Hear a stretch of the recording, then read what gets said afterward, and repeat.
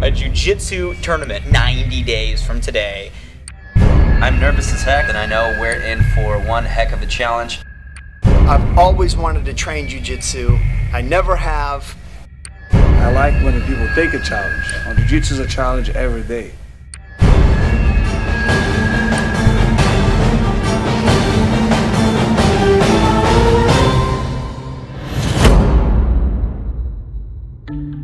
Crazy to see how many people have been following our challenge. You know, the jiu-jitsu community really welcomed us into, their community. I mean, it was something that they thought was novel, was an exciting idea, and I guess it was something that wasn't normal. A bunch of people that knew nothing about jiu-jitsu training for 90 days and entering a tournament. You're all crazy. I think some of you saw a video or like a Facebook post and decided you would pick up jiu-jitsu on a whim, and here we are 88 days later. Walking into the tournament and we see the scale of what's going on, right? All the competitors, everybody in the warm-up area.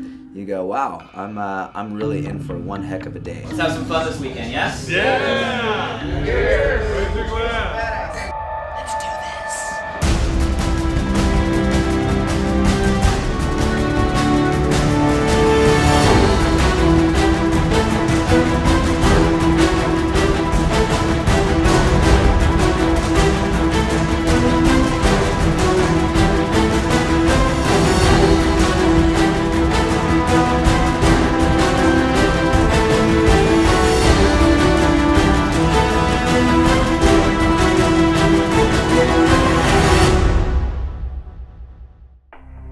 You train for 90 days, right? All out, all focused, and you get this level of intensity kind of combined with anxiety, kind of combined with excitement and adrenaline, and it all builds up, right? And then all of a sudden, you're on the mat, you're shaking hands, he says, kumbachi. And then the time starts to fly by, and I don't remember most of my match. I remember I managed to pull guard a few times. That was my plan. I wanted to get him in a triangle or something from the guard position. It just wasn't working out. And next thing I know, we're almost through the 5 minutes, and I find my arm in an arm bar. But it's just crazy because so much energy goes into building up for something like this, and then it's gone in a matter of that. How does it feel? It's a combination of kind of fun and frustration, just kind of mashed up together. But all in all, it was an awesome experience, and I now can add getting an arm bar in a jiu-jitsu tournament to my life lived list. As soon as we get called up onto the mat and we bow and then we shake the referee's hand and shake the opponent's hand, it all of a sudden goes from you hearing everybody all around you, the 1,000 or a couple thousand or so people, to it becoming very quiet, and the only thing that you can hear is your heart beating and your breathing. This guy is dancing around me, he's moving in circles, but I can tell that he's going to try to shoot in for either a double leg or a single leg. Next thing I know, he's diving in, his head stuck out just a little bit, and I go, this is my 1 in a million shot. We fall with my arm around his head, and I go, this is it. I gotta hold on to this, arch my back a little bit, and held a little bit longer until I felt the guy tap, and it was the biggest sigh of relief as soon as that happened, because I know that I got my submission. Before I know it, I'm up to my second match. My heart rate's up, I'm breathing heavy.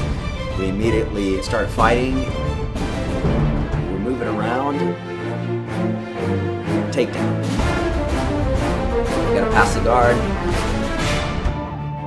I got the mount. I was up by points, so I held on to the guy. He got a couple points on me, but in the end I was able to hold on to him long enough to go the full 5 minutes.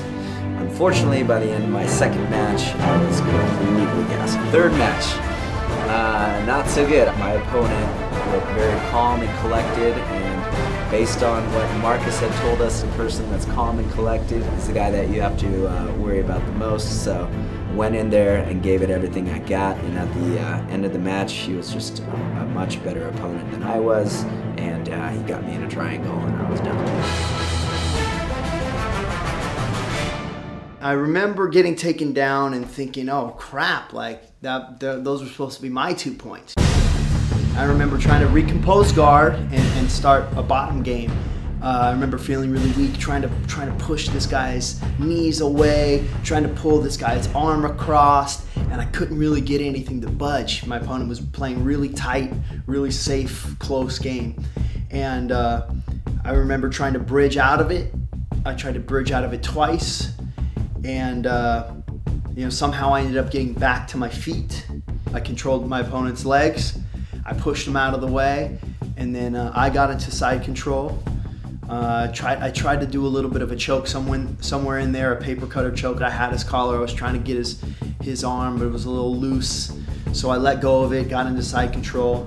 I heard my coach yelling, "Go for the mount, go for the mount." I heard him from the sidelines. I gave a look over to him, and I tried to get the mount, and my opponent threw his arm under my leg. I had my knee pinning his elbow down, and I tried to do the mounted triangle, but you know, that didn't work. Yeah, I lost my fight 3-8.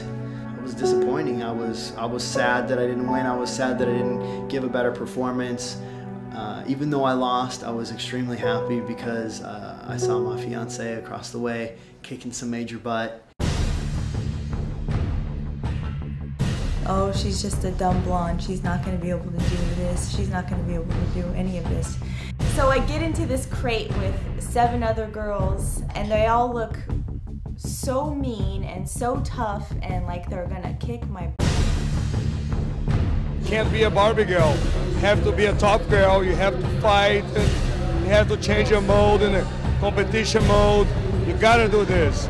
I went all out, and I don't even know what happened. I couldn't tell you. Loni, who knew, right? There she was, first match, just dominating her opponent. And I get up and I don't know whether I won or whether I lost. I just know I gave it my all. And we stand next to the ref and he raises my arm and I'm thinking, oh my God, I can't believe I won. Oh my God. You know, so proud of Loni. She was the only female that took on the challenge with us, and she definitely represented. He says fight, and it's time to go, and we go. I remember, you know, grabbing grips and jumping guard, which didn't work out in my favor very well, but just keep breathing, right?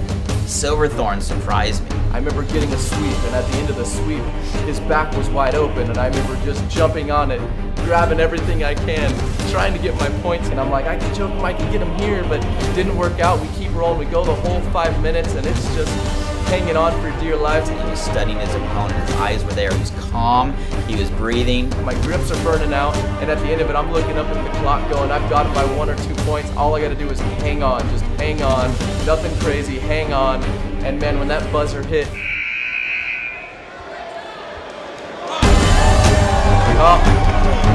the first feeling of victory, it just still gives me chills. It was unbelievable. It wasn't perfect, but we'll take it. Who would have thought, right? We had a group of a bunch of white belts that didn't even know what Jiu Jitsu was. Team Vi brought home 14 medals in the American Cup. I guarantee you that exceeded any expectation that was out there. If I can go in and fight somebody after only training Jiu Jitsu for 90 days, I can do anything now. With that, you know, it's just awesome. Thanks to Beverly Hills Jiu Jitsu, you know, Marcus, you know, thanks to Claudio, you know, the people behind the American Cup tournament for all the support. Gracie Mag for, you know, really featuring us in our challenge. You know, Moya Geese for hooking us up, and just everybody who really welcomed the Body by Vi family into the Jiu Jitsu community. You know, help us really get our message out there while sharing what your, you know, community and what Jiu Jitsu is really all about. Challenge complete.